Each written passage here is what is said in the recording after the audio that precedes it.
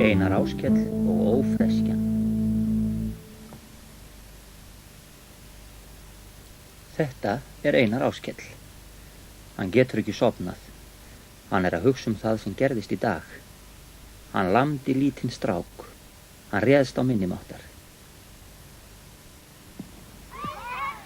Það gerðist á bak við blokkirnar. Þeir voru í fótbolta með nýja boltan hans Einars Áskells.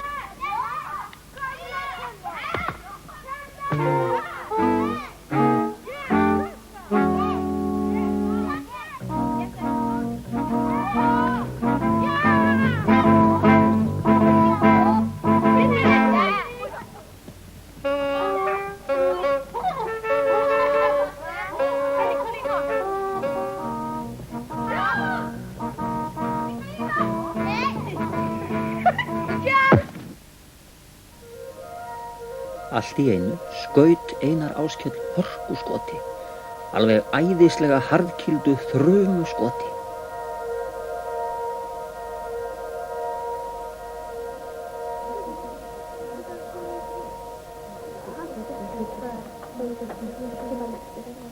Þetta var svo ofboðslegt langskot að enginn sá hvar það endaði. Og boltastrákurinn gat hvergi fundið boltan.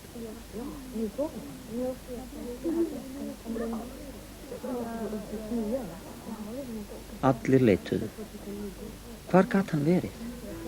Einar Áskell skammaði smápólann. Farðu strax, finndu boltan. Hvar hefurðu falið hann?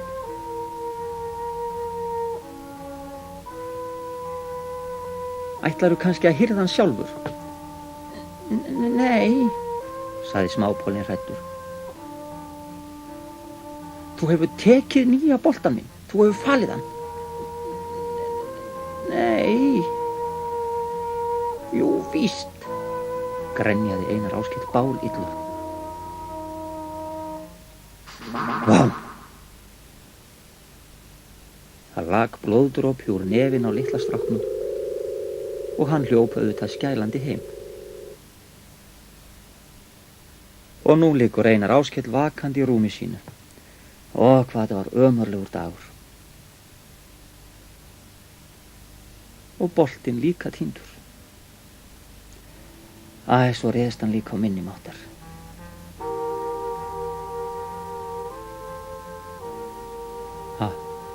Hvað var þetta? Heyrðist eitthvað? Var einhver að urra? Það eitthvað sem hreyfist. Það ófreskja undir rúminu. Einar Áskell þorir ekki að gæjast. Hann þarf þess heldur ekki, því hann veit að ófreskjan þarna.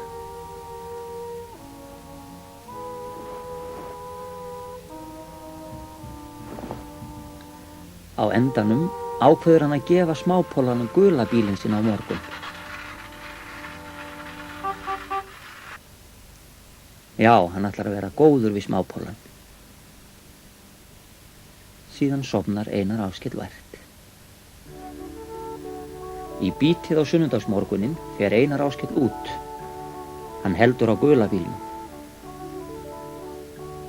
Fyrst fer hann út á rólónum, en smápólinn ekki þar. Þá röltir hann inn á leiksvæðið, en hann ekki þar heldur. Loks fer hann inn á bannsvæðið að klifurtrénu, en hvergi sést smápólinn. Hvers vegna hann ekki úti eins og hann vanur?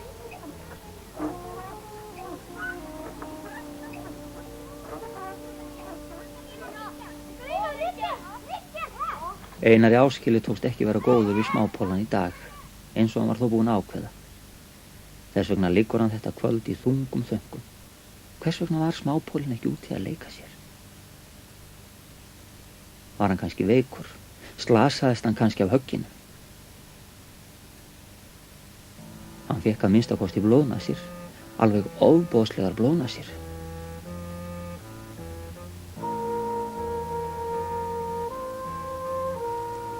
Nú ófreskjan komin aftur. Einar Áskell hræddur. Hann heldur áfram að hugsa blóðið. Ef smápólinn hefði nú slasast alvarlega, kannski dæi hann. Kannski var hann dáinn núna.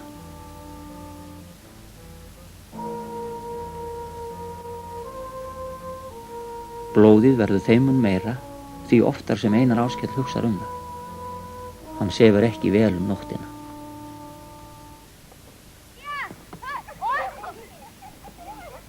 Daginn eftir, á mánudaginn, vill Einar Áskell ekki vera með í fótboltanum.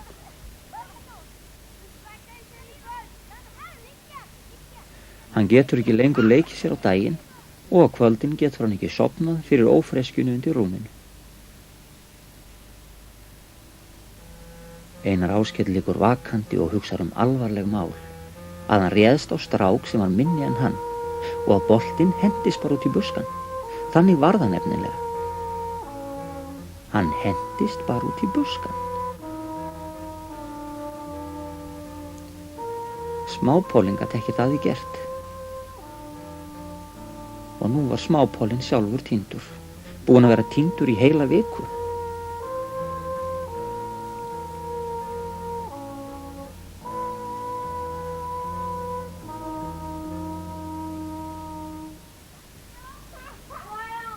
Á föstudaginn spila strákarnir fótbolta eins og vant er.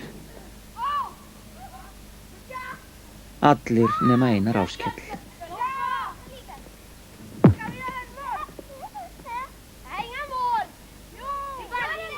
Fótboltinn stendur lengi. Það er farið að dimma. Máltíð komið að fara heim.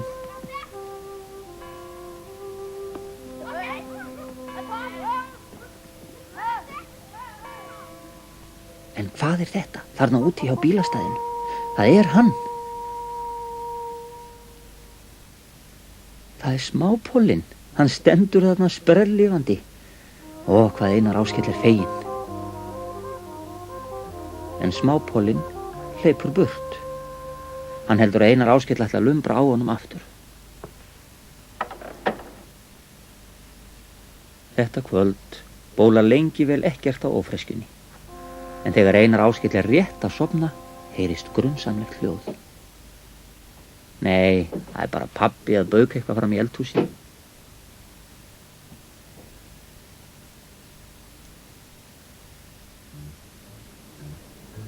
Á laugardaginn fer Einar Áskell út í búð að versla ofurlítið fyrir pabba.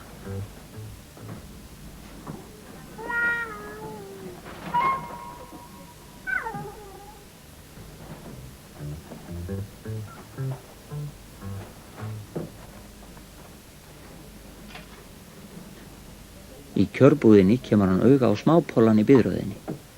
Hann er með sælgæti í poka og bíður eftir að borga við kassan. Halló, segir Einar Áskell. Smápollinn verður dauðskelkaður. Ég tók ekki boltann þinn. Það er alveg satt. Hann týndist bara. Mér þykir það svo leiðinlegt.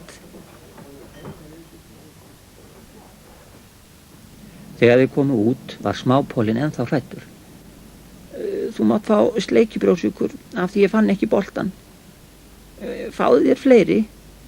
Taktu þú alla. Þú mátt eiga pokann. Það gerir ekkert til með boltan og ég þarf ekkert sælgæti. Boltinn týndist bara. Það getur alltaf komið fyrir. Og það var ég sjálfur sem skaut þessu langskoti. Nú líður smápólanum vel. Hann er ekki lengur hræddur. Nú er honum aftur óhætt að vera úti að leika sér.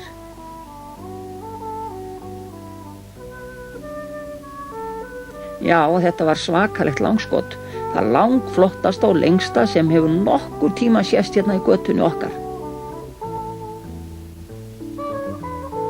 Heldurðu það, segir Einar Áskell. Nú líður honum vel líka. En ófreskjan, hún hvarf bara því að svona ófreskjur eru víst varla til.